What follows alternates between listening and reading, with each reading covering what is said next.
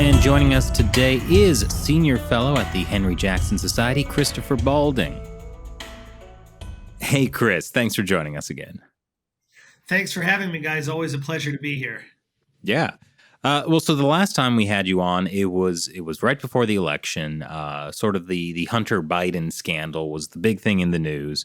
And, a lot of China watchers were, really concerned about what a Biden administration's China policy might look like.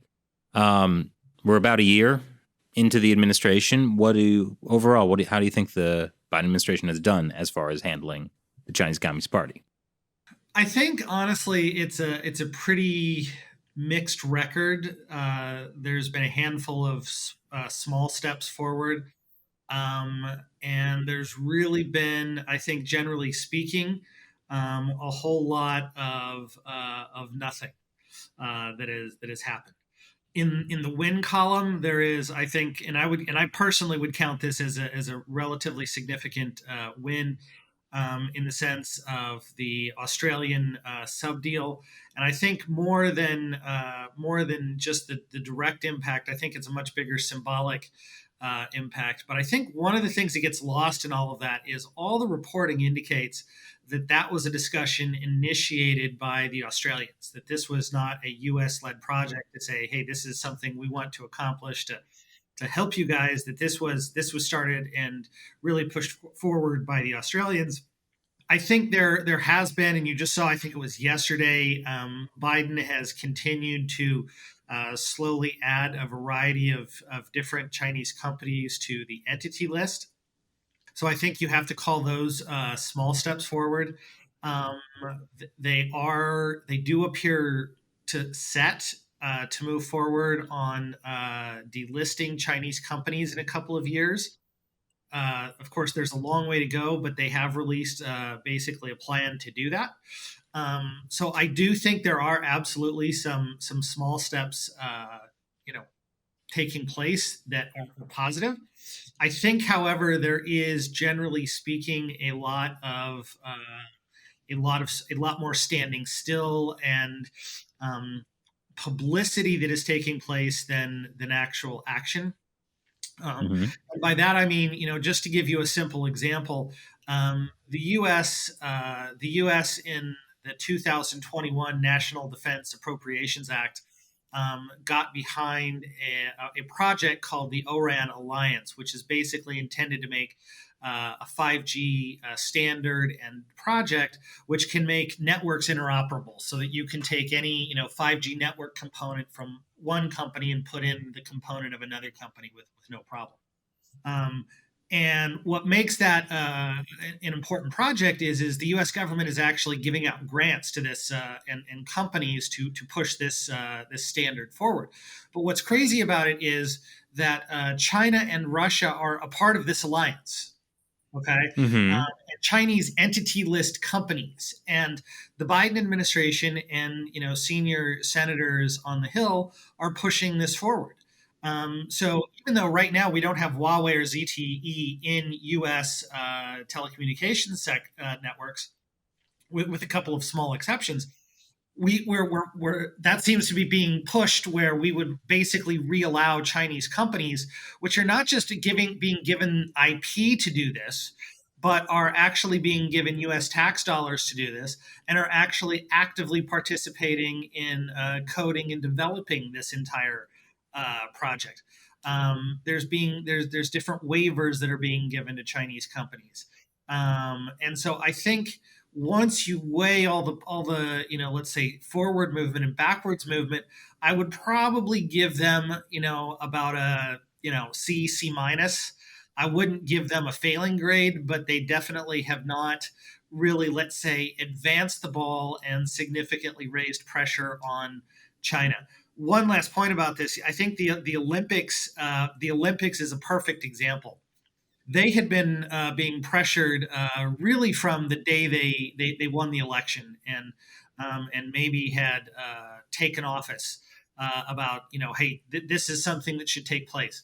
And so they basically waited until the 11th hour to make a decision. I think we're under 60 days here from the Olympics at this point. They waited until a very late period, until other countries had already signaled that they were going to engage in a diplomatic boycott. And it was after China, even hearing of these leaks, said, well, we're not going to invite you anyway. So, consider yourself off the hook. And then, of course, they announce it, and Beijing gets angry that we decided to issue a diplomatic boycott. So I think that's another example where it's like there is forward movement. I don't think you can call it high quality or significantly advancing the pressure on China forward materially. So I think you have to weigh those, how that's unfolding in the overall environment that the Biden administration is creating. I mean, isn't it a lot better than, George W. Bush going to the 2008 Olympics? I mean, a diplomatic boycott is still the right move, isn't it? Yes, absolutely. And so I absolutely do think they should get credit for doing the right move. I mean, make no mistake about that. And that's why I say I think it is probably at the end of the day, if they had put in diplomatic pressure, they maybe could have gotten, maybe some concessions for the athletes when they're in Beijing. They could have, maybe recruited more countries to engage in a diplomatic boycott. I think there's different possibilities like that, where if they had said this is something we want to do, they could have done more. What do you think about the Biden administration's policies on Taiwan? I think there is. I think I would be a little bit more optimistic there, in the sense that one of the issues that you're looking forward is that Trump, when it comes to China, really handed off a pretty solid dossier. We've laid a good groundwork for you to continue this line of work. And so the Biden administration record on China, there's definitely a little bit of rolling back. There's a little bit of pushing it forward. I think on Taiwan, they've definitely pushed it forward more, I think a little bit more directly, and really haven't rolled anything back. So I would probably give them a little bit higher grade on the Taiwan issue specifically, probably about a B. It's weird because, I would overall say the Biden administration's done a fairly good job pushing things forward with Taiwan. But then the weird thing happened at the Democracy Summit, where the Taiwan ministers, Audrey Tang, and it got cut. The feed got cut, and it was just audio only. And then she had like a picture of like Taiwan and China, and Taiwan was a different color, and then that got cut. And it's like no one really knows what's going on. But the U.S. invited Taiwan to the Democracy Summit. Yeah, but it's weird. Hard to understand. That seems like kind of low-level fumbling to me. Well, like somebody freaked out about it, and then they didn't have a good way to address it. Well, that's what's weird. It's like they invited Taiwan. That was a huge move. But then, like according to sources speaking to Reuters, it was a deliberate move to cut the feed of the Taiwan minister. And, the State Department denies this, but like at the end of the feed, there was like this message that pops up that says like, the views and opinions of anyone speaking here today do not represent the U.S. government, which makes it sound like it was a little more deliberate.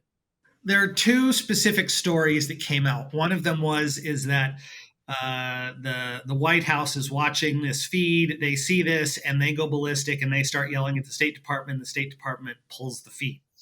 The other one is that out of the White House was that this was solely a State Department decision to do this. I don't have any way of knowing which version of that unfolding of events is accurate.